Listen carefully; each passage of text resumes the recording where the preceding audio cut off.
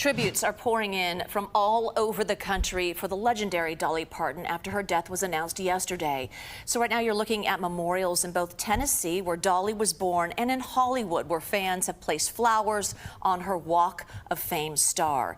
Fans are also remembering her at her Dollywood theme park. She's one of a kind.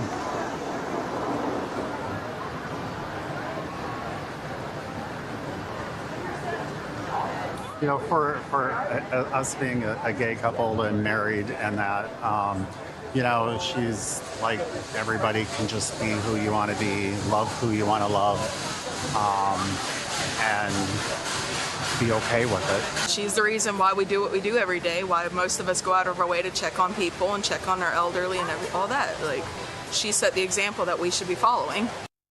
Let's bring in CBS News correspondent Skyler Henry. He's live at the one and only Dollywood in Tennessee. Skyler, Dolly touched so many lives through her music, film career, philanthropic work. The list goes on. We're learning more and more about everything that she's done.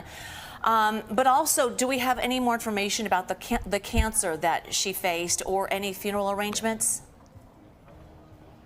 Oh man, Jules, who could do it like Dolly? You listen to some of those sound bites and really get a sense of how she impacted so many people. In terms of the type of cancer, her team only saying that she had a brief bout with the disease before, of course, dying, working to get a little bit more information there.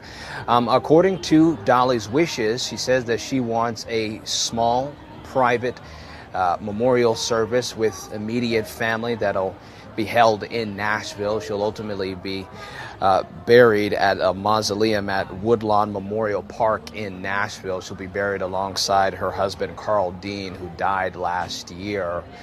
But really, when we talk to folks here at Dollywood, they talk about just the celebration of life and legacy that is Dolly Parton, and really what she has meant to so many, not only here in this part of Tennessee, but really all over the world. And we've seen that.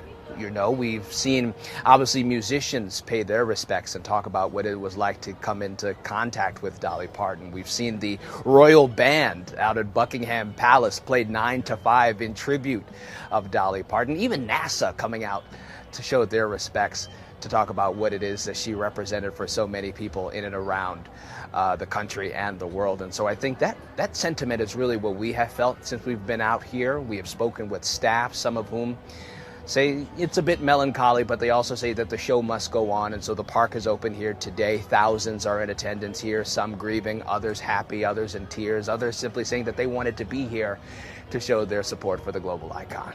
Yeah, absolutely. I know that you spoke to the president of the Dollywood company. What did he have to say?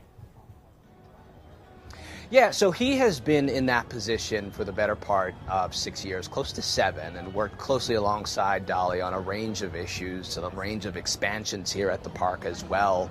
One of the main things that we talked about was just sort of what this looks like going forward, right? Dolly's not here anymore, so what does that mean in terms of folks coming not only to Dollywood, but really Pigeon Forge and Eastern Tennessee as a whole? Take a listen to what he had to say.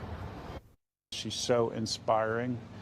I'm going to miss those eyes and that smile that just radiated in a room. And the fact that no matter who was around us, it was just us. It was like talking to one of my older sisters. I know that we have a lot of plans in place that will honor her legacy, and people are really worried that's going to change who we are at Dollywood Parks and Resorts. But I want to make people rest easy. We carry her light forward.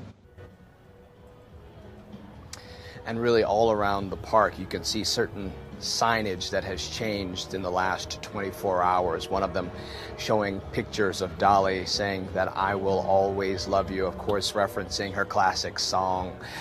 We have seen so many people come out just to say that, Dolly, thank you. We were out by her statue just yesterday in nearby Sevierville, Tennessee, Sevierville, Tennessee, excuse me, where she was from, and you get a chance to really learn who she was to so many people. And I think a lot of people say, yeah, she was a philanthropist. Yeah, she obviously had great music and obviously was at the top of the charts, but you read some of the messages.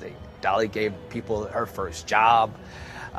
They talked about what she meant in terms of just showing up in town and simply saying hello and how much that meant for so many people. And so obviously she will sorely be missed here in Tennessee. Yeah, and you know what happens is we've all adored her, and then I found my phone, my feed last night just filled with all Dollyisms, you know, her music and her comic style. And I think I went to bed a couple hours late just watching all things Dolly. How can you not? And you find her even more remarkable after that. That's right. That's right. And it's as if every interview you were going to get a gem, because Dolly was Dolly. And you hear some of the folks that we work alongside who've had the opportunity of sitting down with her over the past several years, and they say that they knew that they were going to get a gem because of who Dolly Parton was and who she will be remembered as being. Yeah. All right. Skyler Henry. Skyler, thank you.